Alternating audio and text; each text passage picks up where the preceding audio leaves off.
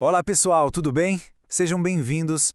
Hoje a gente vai conversar sobre um assunto sério, mas muito importante.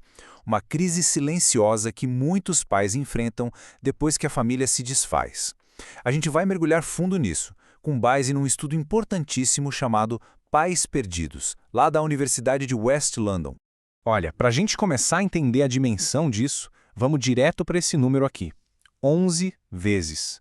Sabe o que isso significa? É o quanto um pai tem mais chances de ter pensamentos suicidas depois de uma separação se a gente comparar com uma mãe.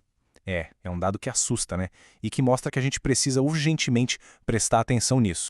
E toda essa nossa conversa vem de uma fonte muito sólida. É esse relatório aqui.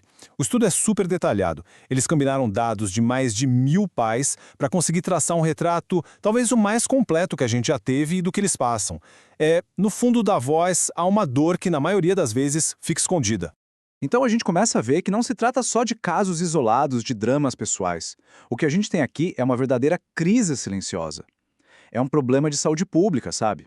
E o mais grave, como o próprio relatório aponta, é uma crise que a sociedade muitas vezes finge que não vê.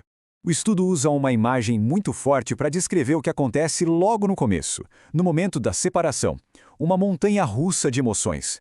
É uma verdadeira avalanche de sentimentos, e sentimentos bem pesados. Tristeza, raiva, vergonha e, para muitos, um desespero que parece não ter fim.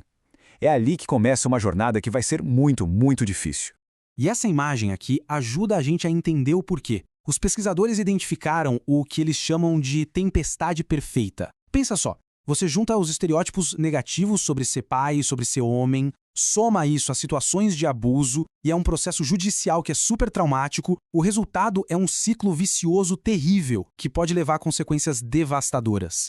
Então vamos entender um pouco mais a fundo como é essa jornada de um pai na prática. Quais são as lutas, as dificuldades que eles encaram no dia a dia.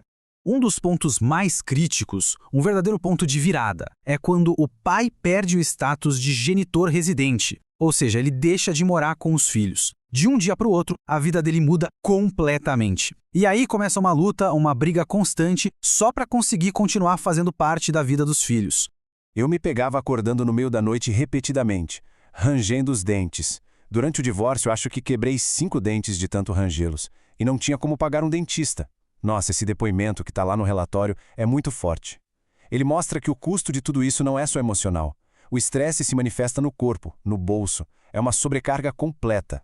E falando em sobrecarga, o relatório pega pesado na crítica ao sistema judicial.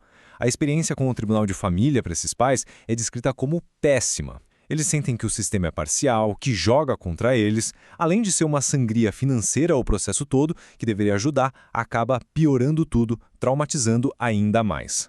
Mas, olha só, essa jornada individual não acontece por acaso. Existem barreiras sistêmicas maiores que moldam tudo isso. São forças e estereótipos que já estão na sociedade e que acabam pesando muito. E um ponto que o relatório traz com muita força é a alienação parental. O que é isso? Basicamente, é quando um dos pais tenta virar o filho contra o outro. É um tipo de abuso emocional, uma forma de controle, em que a criança é usada como uma arma. E as consequências são terríveis, não só para o pai que é afastado, mas principalmente para a própria criança. E aí a gente volta para o impacto na saúde mental, que é brutal. Dá uma olhada nesses números. Numa das amostras do estudo, quase 42% dos pais disseram que já tiveram pensamentos suicidas. 42%! Isso dá uma dimensão do nível de desespero que muitos desses homens chegam a sentir. Aí fica a pergunta, mas por que é tão difícil para eles buscarem ajuda? O relatório explica que existem barreiras tanto internas quanto externas. As internas são aquela coisa do homem ter que ser forte, sabe? A vergonha, a dificuldade de admitir que não está bem. E as externas são os problemas do sistema mesmo, os estereótipos sobre o papel do pai e a pouca estrutura de apoio voltada para homens. Mas o legal desse estudo é que ele não fica só apontando o problema. Ele também sugere um caminho a seguir, aponta soluções para a gente tentar mudar esse cenário. As recomendações são bem diretas. Primeiro, criar um sistema de triagem, de apoio imediato para as famílias assim que a separação acontece. Segundo, estabelecer por lei uma presunção de responsabilidade compartilhada, 50-50, para que os pais comecem em pé de igualdade.